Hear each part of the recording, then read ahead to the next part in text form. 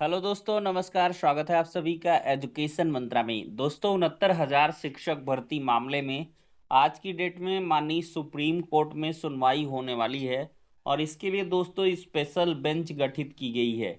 Special bench में यह मामला लिस्टेड हो गया है और जो लिस्टिंग इंफॉर्मेशन है वो भी सुप्रीम कोर्ट की वेबसाइट पर डिस्प्ले हो रही है। और दोस्तों साथ ही साथ डीलेड कोर्स बंद करने के लिए यहाँ पर मांग हो रही है। तो चलिए दोस्तों, इन डिटेल सारी चीजों को देख लेते हैं। सबसे पहले बात करेंगे 69,000 शिक्षक भर्ती की।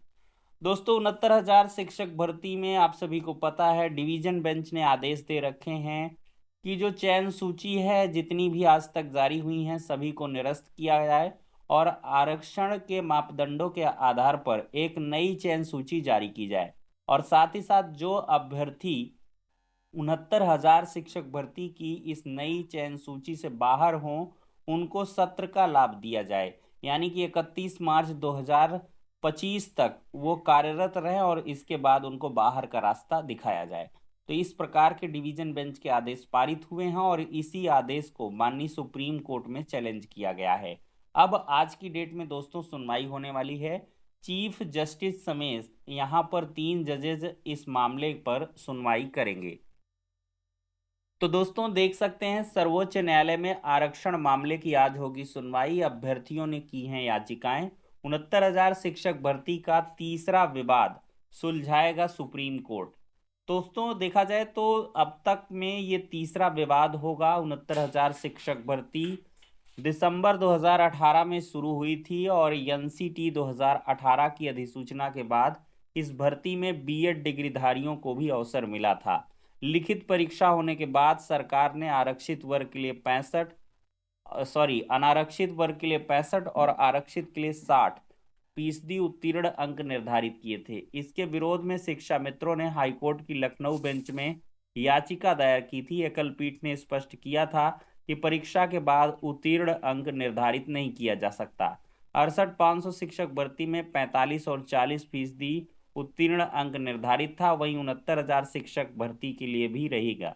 एकल पीठ के निर्णय को बीएड और बीटीसी अभ्यर्थियों ने डबल बेंच में चुनौती दी। डबल बेंच ने एकल पीठ के आदेश को निरस्त करते हुए 65 और 60% उत्तीर्ण अंक को सही ठहराया था, जिसके खिलाफ शिक्षा मित्रों ने सुप्रीम कोर्ट में याचिका की। सुप्रीम कोर्ट ने अपने अंतिम आदेश में सरकार की ओर से निर्धारित 65-60% अंक को बहाल कर दिया था। दूसरा मामला दोस्तों, जोधपुर हाईकोर्ट ने प्राथमिक शिक्षक भर्ती में बीएड को मान्य करने के 28 जून 18 की एनसीटी की अधिसूचना को निरस्त किया। इसके बाद दायर याचिकाएं सुप्रीम कोर्ट ने 11 अगस्त 2023 को खारिज कर दी।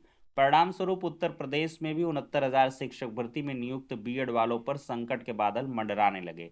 शिक्षा मित्रों ने सुप्रीम कोर्ट में याचिका दाखिल कर 69,000 भर्ती से नियुक्त बीएड अभ्यर्थियों को बाहर करने की मांग की थी, जिसके विरोध में बीएड ने भी सर्वोच्च न्यायालय में याचिकाएं की। और सर्वोच्च न्यायालय ने 8 अप्रैल 2024 के अपने आदेश में स्पष्ट किया कि जिन बीएड अभ्यर्थियों की नियुक्ति 11 अगस्त 2023 के पूर्व हो चुकी है उनको लेकर कोई अन्य विवाद नहीं है तो उनकी नियुक्ति सुरक्षित की जाती है।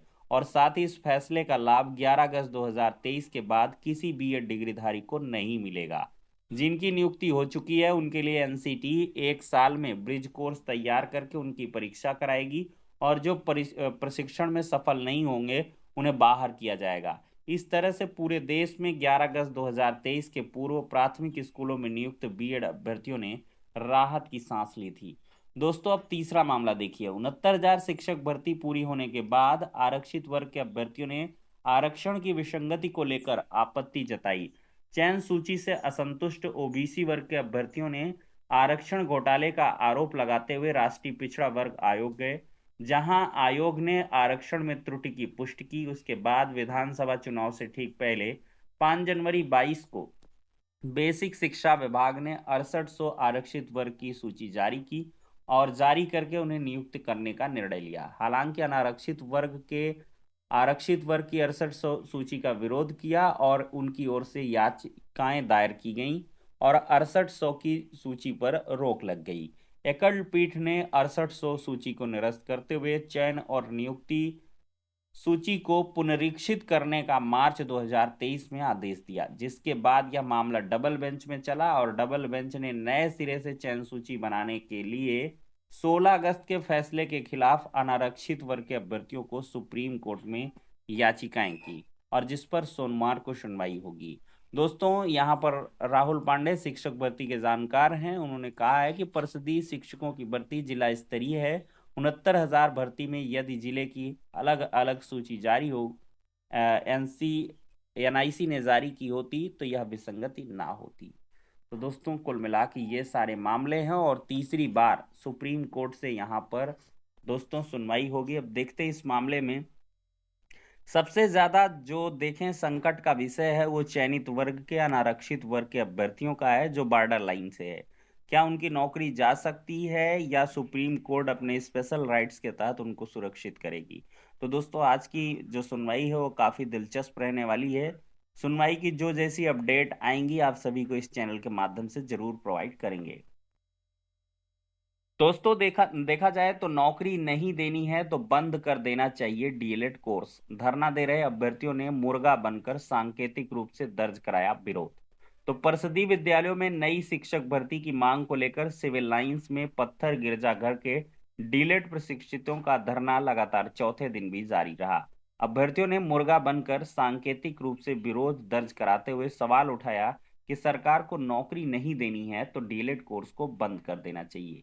अभ्यर्थी तय कर चुके हैं कि अगर शिक्षा सेवा चयन आयोग नई शिक्षक भर्ती का विज्ञापन और भर्ती परीक्षाओं का कैलेंडर शीघ्र जारी नहीं करता तो आयोग के सामने बेमियादी धरने पर बैठ जाएंगे। हालांकि अभ्यर्थियों की मांग पर आयोग ने नई शिक्षक भर्ती के लिए अधियाचन मंगाने और कैलेंडर तैयार करने की प्रक्रिया शुरू कर दी है। धरने का नेतृत्व कर रहे डीएलएड संघ के प्रदेश अध्यक्ष रजत ने कहा है कि प्रदेश सरकार 6 सालों से नई शिक्षक भर्ती नहीं आई है, नहीं जारी की है और भर्ती के इंतजार में डीएलएड प्रशिक्षकों की संख्या 11 लाख से ऊपर हो चुकी है। धरना स्थल पर डीएलएड अभ्यर्थी कान पकड़कर मुर्गा बने और कहा कि डीएलएड करके उन्होंने गलती कर दी। धरना प्रदर्शन में ये सब अभ्यर्थी मौजूद रहे हैं। तो दोस्तों, नई शिक्षक भर्ती का जो धरना प्रदर्शन है वो लगातार जारी है। दोस्तों, यहाँ पर अधियाचन मंगाने की बात कही गई है और साथ ही साथ 15 दिन के अंदर जो शिक्षक भर्तियों का कैलेंडर है परीक्षाओं का वो जारी करने की भी बात कही गई है। अब दोस्तों, देखते हैं कि 15 दिन के भीतर क्या कुछ होता है। सितंबर का महीना काफी खास रहने वाला है। जो कुछ भी होगा शिक्षक भर्ती के संबंध में क्लियर इस महीने में हो जाएगा और साथ ही साथ सबसे ज्यादा आसार यूपी टेट के पहले होने के हैं। तो दोस्तों, ये हो गई सारी इंपॉर्टेंट अपडेट्स जो आज के वीडियो में हमने डिस्कस की हैं। नेक्स्ट वीडियो में मिलते हैं।